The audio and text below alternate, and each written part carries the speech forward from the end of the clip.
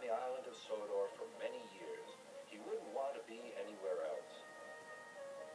He likes every part of it, from the fields filled with flowers to the white sandy beaches. But there is one place that Henry always enjoyed visiting more than any other. His driver knew this too. "Come on, Henry," he would sometimes say. "We've made good time today. We'll stop for a while by the forest." Henry loved it here. The forest was full of broad oaks and tall pines.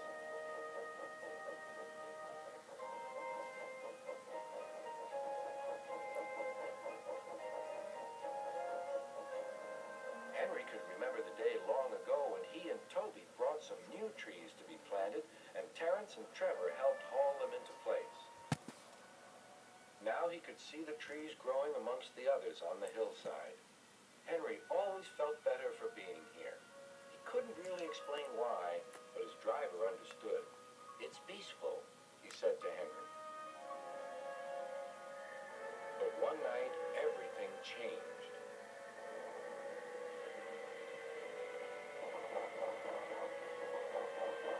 The engines were resting in the shed. "Listen," said Thomas. "Can you hear a strange whistling sound?"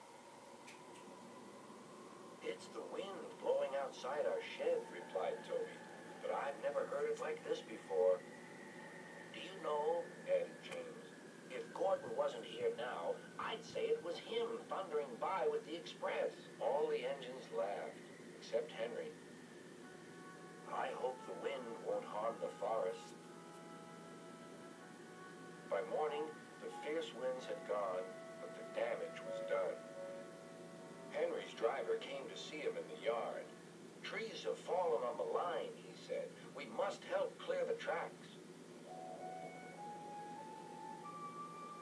Donald set off with the breakdown train, and Henry followed. Trees lay everywhere. The hillside now looked so bare. Henry felt sad. What will happen to all the animals who live here, he thought.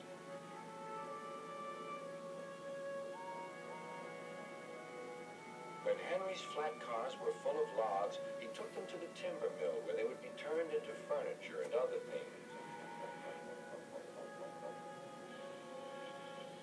Henry was glad the wood was being put to good use, but he was still sorry to lose part of his forest. "Oh dear," sighed Toby to Thomas. "I wish there was something we could do to make things better again." "Yes, indeed," replied Thomas. "But what? We can't mend broken trees." "Hello, Toby," said Sir Topham Hatt. "You do look glum." "I'm sad about the trees," said Toby. "And so is Henry. The forest is a special place to him. Now some of it is gone." "We'll soon put that right," replied Sir Topham Hatt. "I have an important job for you, Toby. I would like you to take some freight cars to the forest." When the freight cars arrived, Toby was delighted. They were full of splendid young trees all ready for planting. "This is the best job I've ever had," said Toby happily. When Henry returned, he was most surprised. There were Terence and Trevor busily helping the workmen clear the torn stumps and branches.